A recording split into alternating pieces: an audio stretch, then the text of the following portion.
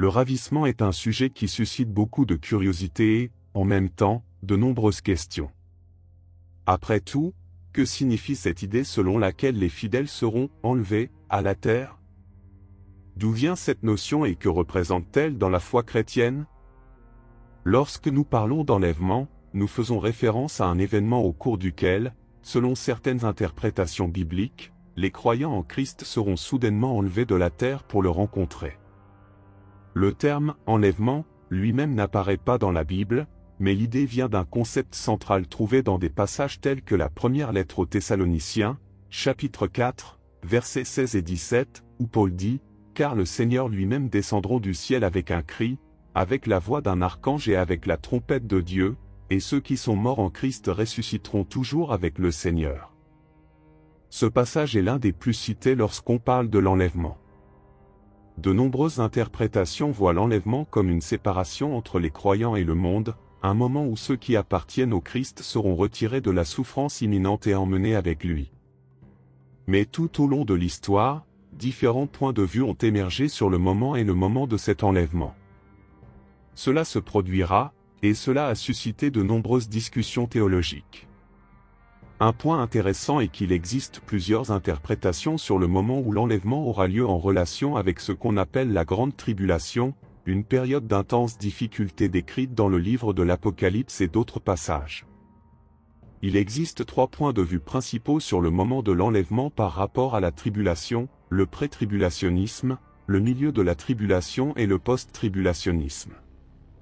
La vue pré-tribulationniste suggère que l'enlèvement aura lieu avant la tribulation. En d'autres termes, les croyants seront retirés de la terre pour être avec Christ et échapperont à cette période d'angoisse et de jugement. Ce point de vue est très populaire dans certains milieux évangéliques et est fortement associé à l'idée que Dieu veut épargner à son peuple les souffrances finales qui affecteront le monde. Ce point de vue trouve du soutien dans des passages tels que Apocalypse chapitre 3, verset 10, où Jésus dit à l'église de Philadelphie, « Comme vous avez gardé la parole de ma patience, ainsi je vous garderai de l'heure de la tentation qui viendra sur toute la terre. » Monde. La vue mi-tribulationniste soutient que l'enlèvement aura lieu au milieu de la tribulation, après que les premières vagues de souffrance se soient déjà déroulées. De ce point de vue, les croyants seront confrontés à certaines difficultés, mais seront épargnés du pire qui reste à venir, étant ravis de rencontrer le Seigneur au moment où l'Antichrist assume un rôle de premier plan dans la prophétie. L'idée ici est que les croyants devront passer un test de foi avant d'être retirés du monde. Enfin, le post-tribulationnisme soutient que l'enlèvement n'aura lieu qu'après la tribulation, lorsque le Christ reviendra pour établir son royaume. Selon cette interprétation, les croyants traverseront toute la période d'angoisse, mais auront la possibilité de démontrer leur foi jusqu'au bout. Ils croient que l'enlèvement et la seconde venue du Christ sont des événements qui se produisent presque simultanément, lorsque les morts en Christ et les croyants vivants sont rassemblés pour accueillir Jésus à son retour triomphal. Cette vision s'appuie sur des textes qui montrent que les croyants sont préservés au milieu des difficultés plutôt que d'en être éloignés. Quel que soit le point de vue, l'enlèvement est considéré comme un événement qui réaffirme la promesse que les croyants seront unis au Christ. Au fond, tous ces points de vue partagent le même espoir, que Jésus revienne et que, quel que soit le moment, ceux qui croient en lui seront avec lui pour toujours. Et cette attente est quelque chose qui unit les chrétiens, quelles que soient les divergences théologiques sur le moment précis où cela se produira. Outre ces perspectives, l'enlèvement nous amène également à réfléchir sur la nature de l'espérance chrétienne. Lorsque nous lisons des passages comme ceux de Matthieu chapitre 24, où Jésus parle des signes des temps, il est possible de voir qu'il appelle ses disciples à être vigilants, préparés et fermes dans leur foi.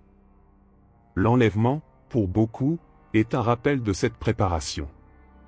Jésus nous appelle à vivre chaque jour comme si c'était le dernier, non pas dans un sentiment de peur ou d'anxiété, mais avec un cœur dévoué et plein d'amour.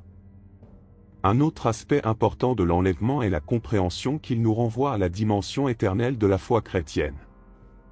Notre vie ne s'arrête pas là, et l'enlèvement est l'un des moyens par lesquels cette espérance d'une nouvelle vie en Christ devient tangible.